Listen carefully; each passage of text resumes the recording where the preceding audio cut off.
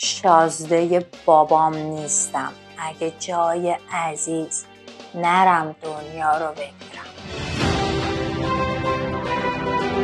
سلام، من رویا راوی هستم و اینجا سرزمین عجایب 1001 شبه. اینجا هر شب یک قصه از 1001 شب رو روایت میکنیم و خیلی خوشحال میشیم که شما توی این مسیر کنار ما باشید. به اونجا رسید که عزیز همه قصه زندگیش رو برای تاج الملوک تعریف کرد و همچنین از سفرش به جزایر کافور و غم و ناراحتیش برای از دست دادن ملک دنیا نام رو گفت. اما چون شب 129 برآمد، شهرزاد گفت ای ملک جوانبخت.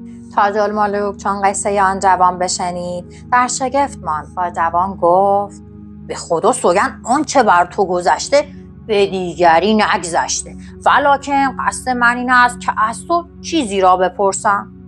عزیز گفت ای ملک زاده، چه خواهی پرسید؟ تاج الملوک گفت همین خواهم که با من بازگویی که چگونه به دختری که این صورت نگاشته بود برسیدی.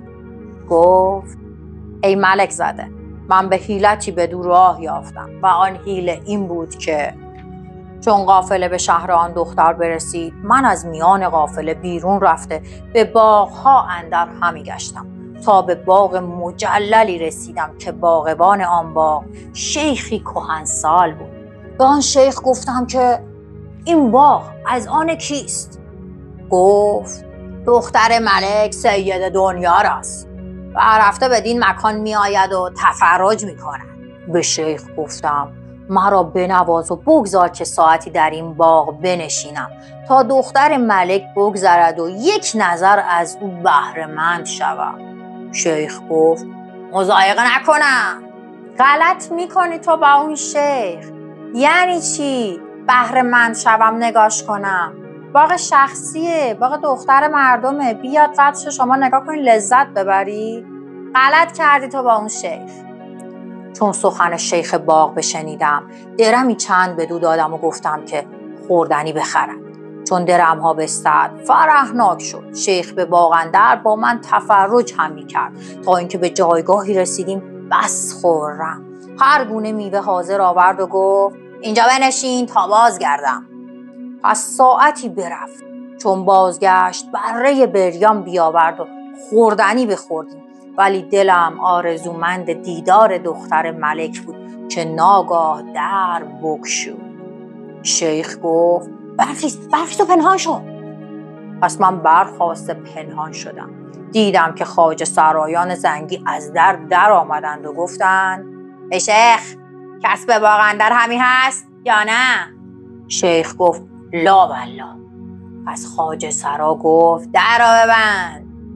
شیخ باغبان در را ببست که سید دنیا چون آفتاب از افق دریچه به در آمد. بانو طلوع می کند. چون او را بدیدم عقلم برفت و او را آرزومند گشتم، مانند آرزومندی تشنگان به فرات. این چهارمیش لامصب تپه ندیده نذاشتی دیگه برادر من. دخترمت که به خاک دادی، اون دوتا هم که اونجور، خودت هم که دیگه واسه خودت خانمی شدی. چه کاری میکنی؟ هر کی هم میبینی دل میبندی. من نمیفهمم دل تو قفل نداره؟ پس ساعتی تفرج کرده بیرون رفت و دریچه ببستن. من نیز از باغ بیرون شدم و قصد منزل خود کردم و دانستم که به او نتوانم رسید.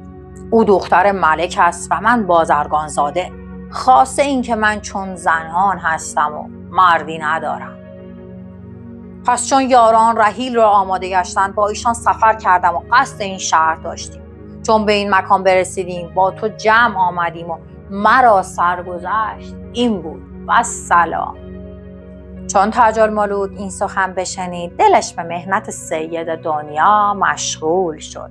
پس بر اسب خود سوار گشته عزیز را با خود برداشت و به شهر پدر بازگشت و از برای عزیز جداگانه جایی مهیا ساخت. و مایحتاج در نزد او فراهم آورده خود به قصر رفت، ولی آب از دیدگانش همی ریخت و بدین حالت بود تا اینکه پدرش به نزد او بیامد. برای دختر ندیده فقط تعریف شنیده، بدین حالت بود تا اینکه پدرش به نزد او بیامد و گونه او را متغیر یافت و دانست که محزون و اندوهناک است. به او گفت ای فرزند، حال خود را بازگو و ماجرا بیان کن. تاج الملوک قصه سید دنیا دختر ملک جزایر کافور را از آغاز تا به انجام باز گفت و پدر را از عشق خیش آگاه کرد. عشق؟ ملک گفت ای فرزند، پدر او از پادشاهان است و شهر او از ما دور است. از خیال او درگذر و به قصر مادر خود رو. چون قصه به دینجا رسید، بامداد شد و شهرزاد لب از داستان فرو بست. عمو جون بشین، شلوغ میکنی شر به پا میشه. حالا نوبت تو شد یه داستانی واسه ما درست کنی. ای بابا، تا فردا شب که ببینیم بچه میخواد چی کار کنه. شبتون خوش.